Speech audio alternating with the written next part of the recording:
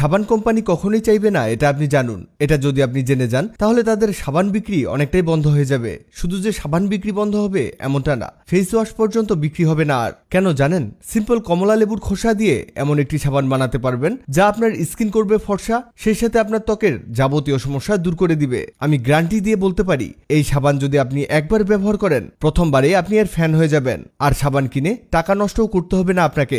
আর এটা বানানো এতটাই সহজ যে এটা বানাতে আপনার সর্বোচ্চ 5 মিনিট সময় লাগবে।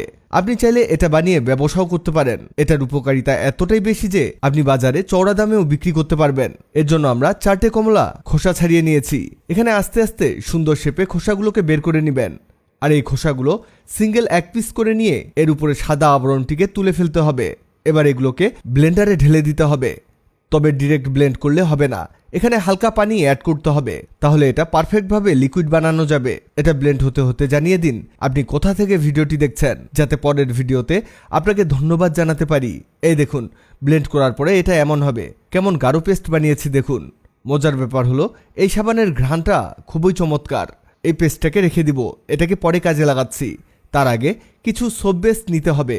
এই সোপ বেস আপনি অনলাইনে খুবই কম দামে পেয়ে যাবেন, তবে এটা বিভিন্ন কোয়ালিটির আছে, ভালো মানেরটাই কিনে নেবেন। অল্প একটু সোপ বেস দিয়ে অনেকগুলো সাবান আপনি তৈরি করতে পারবেন। এগুলো কিন্তু চারকোনা শেপের থাকে, তবে আপনি করবেন কি এগুলোকে কেটে ছোট ছোট পিস করে নেবেন। এবার একটি প্যানের মধ্যে দিতে হবে পানি।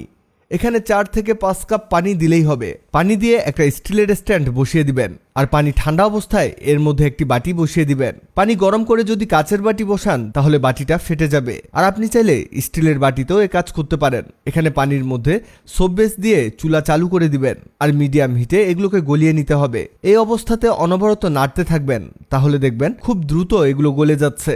আমাদের অলরেডি সোপ বেসগুলো গলে গেছে। এবার এর মধ্যে সেই ব্লেন্ড করে রাখা কমলা লেবুর খোসাগুলোকে দিতে হবে। দেখুন, খোসাগুলো কিন্তু জমাট বেঁধে গেছে।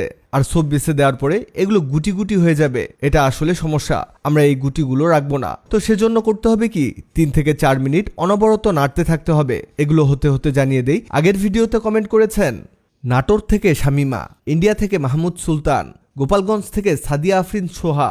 আপনারা যারা কমেন্ট করেছেন আপনাদের ধন্যবাদ। এই দেখুন, আমাদের এগুলো কিছুটা গুটি হয়ে গেছে, তাই আমরা একটি এগ মিক্সার দিয়ে ভালোভাবে মিশিয়ে নিচ্ছি। কিছুটা মিক্স করলে এটা হয়ে যাবে। এই যে দেখুন হয়েছে। এবার লাগবে মধু। এখানে 1 চামচ পরিমাণ মধু দিতে হবে। যাদের স্কিনে মধুতে অ্যালার্জি আছে তারা এটা বাদ দিয়ে দিবেন। মধু দিয়ে আবারও ভালোভাবে মিশিয়ে নিতে হবে। আমাদের কাজ কিন্তু শেষ, তবে আরেকটা লাস্ট স্টেপ আছে। এর জন্য একটা সোপ মোল্ড লাগবে। আপনি চাইলে কাপে বা ছোট বাটিতেও এই কাজ করতে পারেন। এই মোল্ডের মধ্যে আমরা সাবানের লিকুইডটাকে ঢেলে দিব। এখানে আমরা বড় সাইজের 4টা সাবান বানিয়ে দেখাচ্ছি। সাবানের লিকুইড এর চারদিকে দিয়ে দিবেন। এখানে খরচ হিসাব করলে 20 থেকে 30 টাকার মতো হয়েছে, কারণ কমলাগুলো তো আমরা খেয়ে ফেলেছি। আর সাবান বানালাম 4টা। এমন সাবান বাজারে 150 থেকে 200 টাকা নিলেও লস নেই, কারণ এর কার্যকারিতার কথা চিন্তা করলে এটা যে কেউ অনায়াসেই কিনে নিবে। আর যে একবার ব্যবহার করবে সে এটা পার্মানেন্ট ব্যবহার করবে। সাবান মোল্টে দিয়ে 4 ঘন্টা রেখে দিয়েছি। এই দেখুন জমাট বাঁধার পরে সাবানটা কেমন হলো। কালারটাও কিন্তু কমলার মতোই হয়েছে, আর এর ঘ্রাণটাও কমলার মতোই হয়েছে। কমলার খোসায় আছে ভিটামিন সি ও ক্যালসিয়াম। এর অ্যান্টিব্যাকটেরিয়াল ও অ্যান্টিমাইক্রোবিয়াল ব্রণের সমস্যার সমাধানের কাজ করে। তৈলাক্ত ত্বকের জন্য কমলার খোসা ভীষণ উপকারী। এছাড়া ন্যাচারাল ক্লিনজার হিসেবে ভালো কাজ করে কমলার খোসা। এটা আপনার স্কিনের ভিতর থেকে পরিষ্কার করতে পারবে। দেখলেন তো কত সহজে আর কম খরচে অনেক উপকারী সাবান তৈরি করে দেখালাম। ভিডিওটি আপনার কাজে আসবে, তাই দ্রুত খুঁজে পেতে টাইমলাইনে শেয়ার দিয়ে রাখুন। ভিডিওটি ভালো লাগলে লাভ ইউ একদিন। এমন সব তথ্যবহুল ভিডিও পেতে ন্যাচারাল বিউটি হ্যাক্সকে লাইক ও ফলো দিয়ে রাখুন।